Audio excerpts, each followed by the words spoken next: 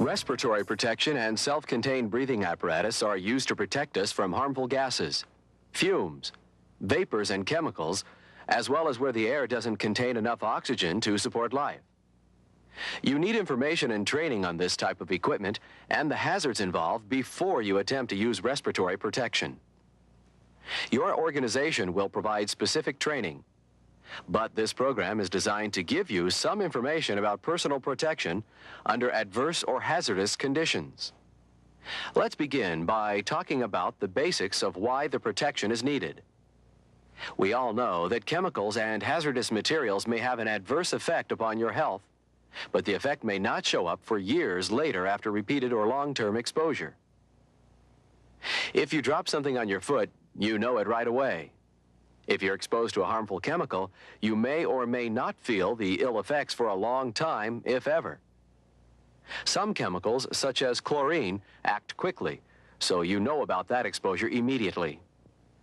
Breathing is a natural function, and we usually never think of how it happens. Our brain sends messages to the nerves and muscles in the lungs, telling them to function.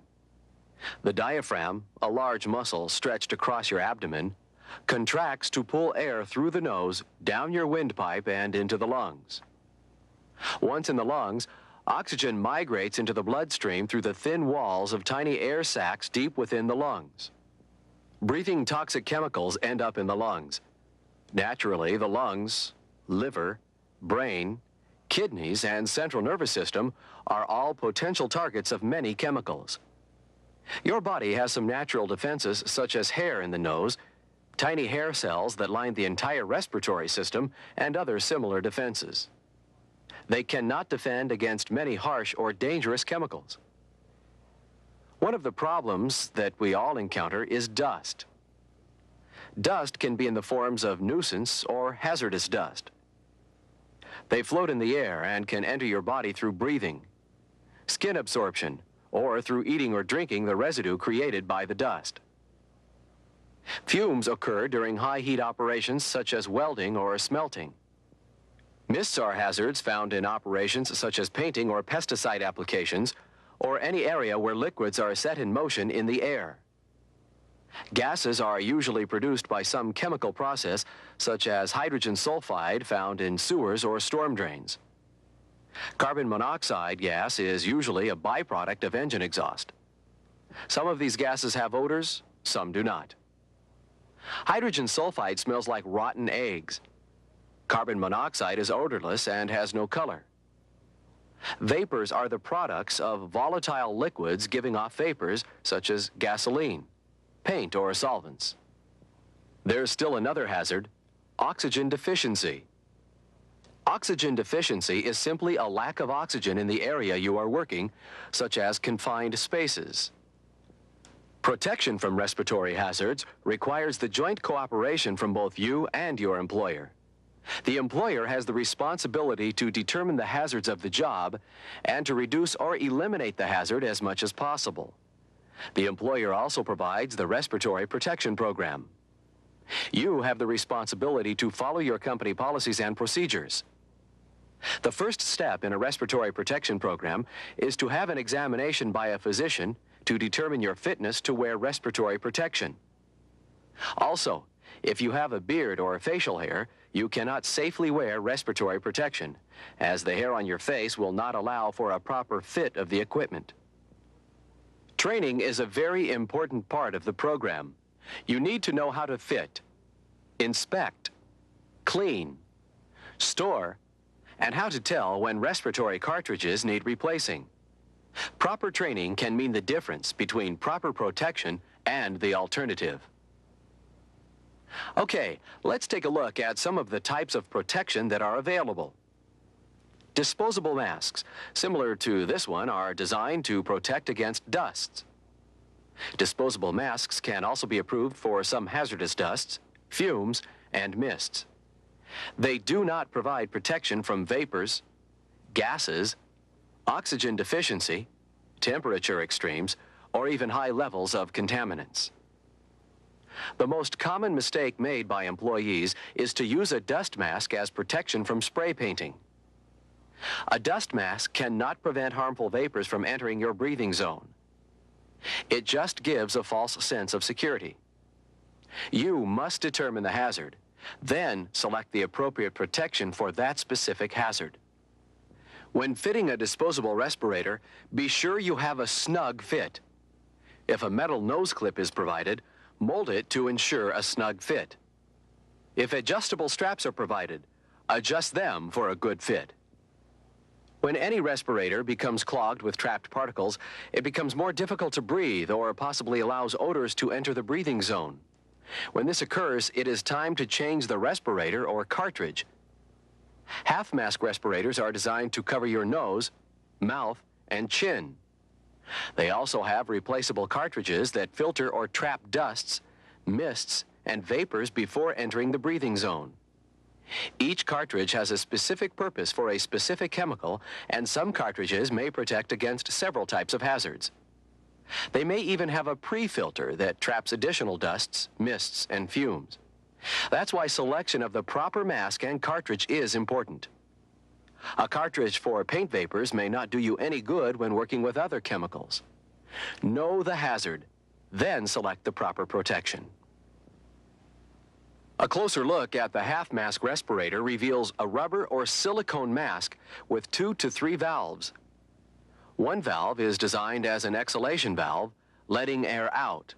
The other valve lets air in. The entire mask must be inspected before use. Check the rubber silicone parts to make sure they're not cracked or otherwise damaged. Check the valves to make sure they're clean, not missing, brittle, or broken.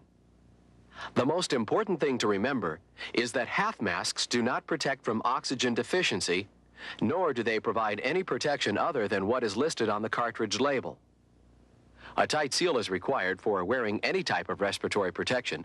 That's why persons with beards cannot wear respiratory protection. To check the respirator to see if it's functioning properly, perform the negative air test first. Place the palms of your hands or a piece of paper over the cartridge opening. Inhale for 5 or 10 seconds. You should feel the mask pull snugly against your face, indicating a good fit. A positive test is completed by placing a palm over the exhalation opening, exhaling gently. You should feel an increased pressure in the mask, indicating the mask and valve are working properly. Respirators must be kept clean. Dusty or dirty respirators deteriorate rapidly and can cause damage to expensive equipment. Clean before and after use. Your respirator supplier has a specific set of cleaning requirements, therefore you should take care to follow these instructions. Naturally, report any defects to management for repair or replacement. Never modify your respirator in any manner. Store your clean respirator in a Ziploc type bag. This prevents dust and contamination from getting on the equipment. Full-face respirators are designed to protect your respiratory system and eyes from contamination. They use cartridges and/or pre-filters for protection. Again, check the cartridge for the hazards they are designed to eliminate. One thing to think about: if you wear prescription glasses, you may need to check with your supervisor on the types of special lenses that may be needed for good vision. You cannot wear contact lenses when wearing any type of respirator. Last but not least is the air-supplied respirator's self-contained breathing apparatus. This is the best protection from respiratory hazards and oxygen deficiency as you breathe purified air. There are 2 types of air-supplied respirators: airline and self-contained breathing apparatus. Airline respirators supply clean air through a special hose attached to a pump or compressed air. Compressed air must be from special compressors or systems where all the contaminants are removed, as well as lubrication oil and fumes, as found on regular air compressors. Even when wearing one of these types of air-supplied respirators, you may need an emergency pack of air to use in case of an emergency. Manufacturers have specific requirements for the handling, using, cleaning, storing, and inspecting of their equipment. Follow the manufacturer's recommendations. Most of the self-contained breathing apparatus respirators you carry on your back will last about 15 to 20 minutes depending upon the work activity and your size. When the air supply becomes low, an alarm will sound telling you to get out and replace the air supply. Don't always rely upon mechanical alarms. Check the amount of time you're in the work area and leave the area if you're about to run out of air. As with all respiratory equipment, it is recommended you have an annual physical to determine your physical fitness for wearing any respiratory protection device. Every respirator wearer should receive fitting instructions, including demonstrations and practice in how the respirator should be worn, how to adjust it, and how to determine if it fits properly. Assessment of comfort shall include reviewing the following points with the test subject and allowing the test subject adequate time to determine the comfort of the respirator. Positioning of the mask on the wearer's nose. Room for eye protection. Room to talk. Positioning of the mask on the face and cheeks. Chin properly placed. Strap tension. Fit across nose bridge. Distance from nose to chin, and if there is a tendency to slip. Respirators shall not be worn when conditions prevent a good face seal. To assure proper protection, the face piece fit shall be checked by the wearer each time he or she puts on the respirator. This may be done by following each manufacturer's face piece fitting instructions.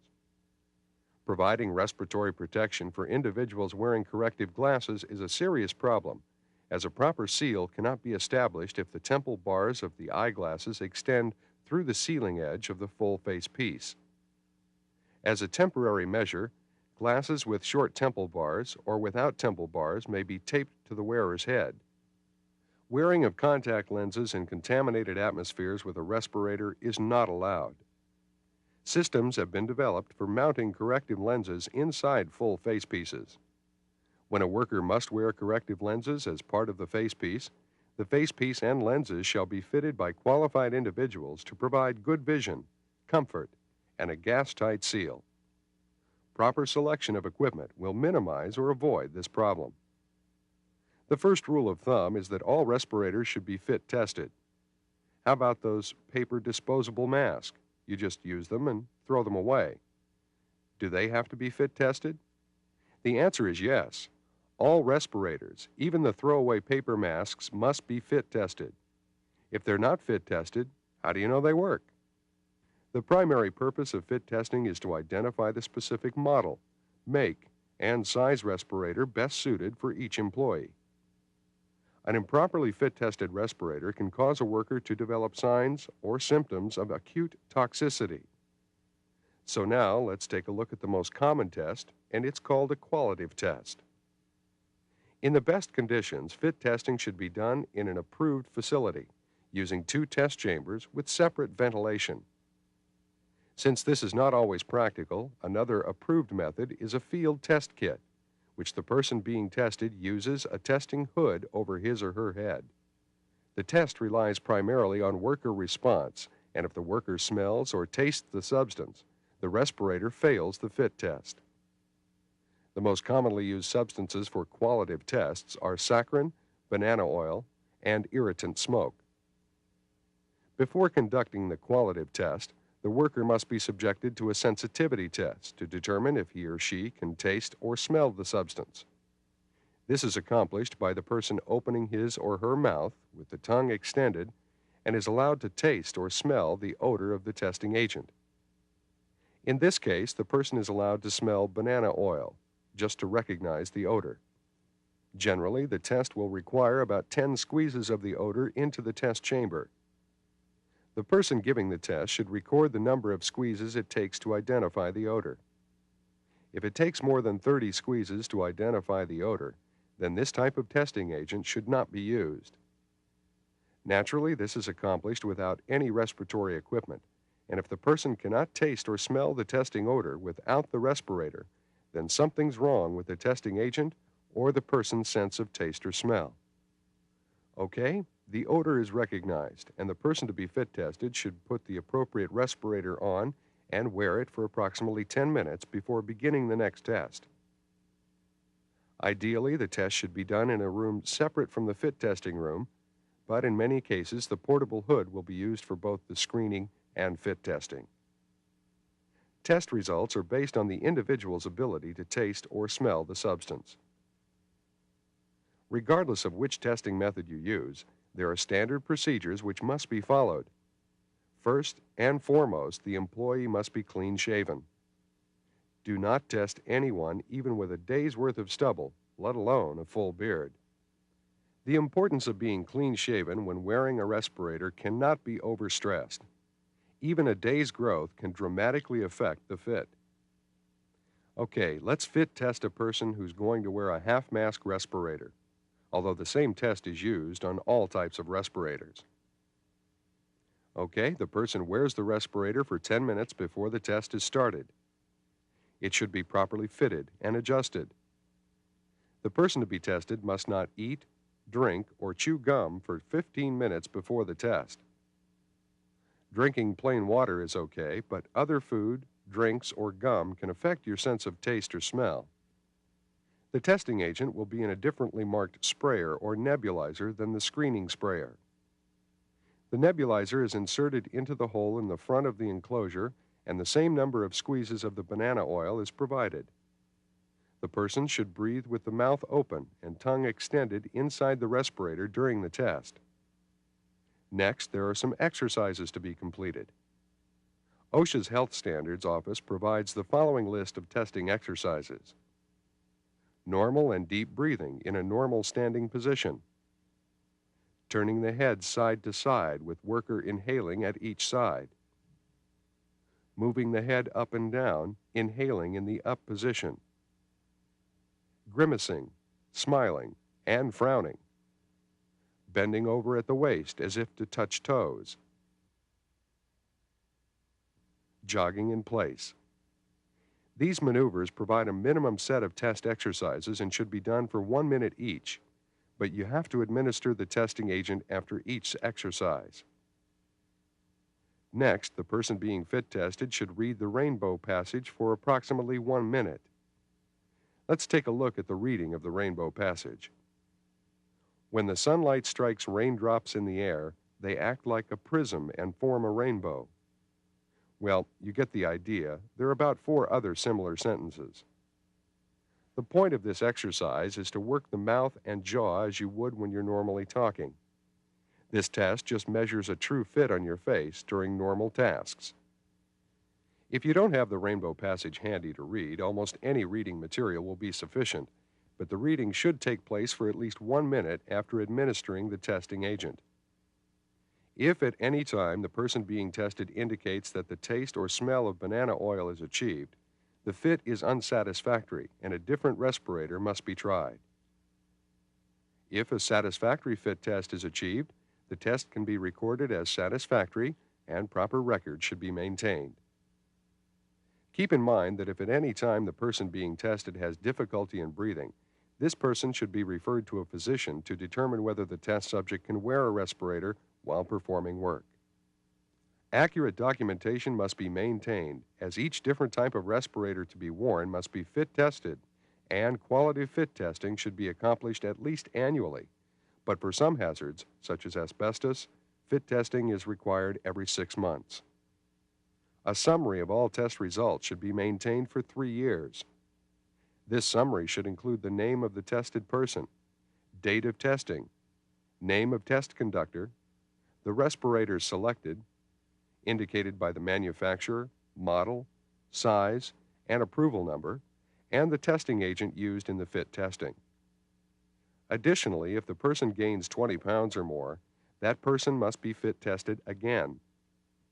There may be other reasons for fit testing due to other conditions that may interfere with face piece sealing. It sounds like a lot of time and effort, but think of what you're trying to accomplish. Safety of the person wearing a respirator.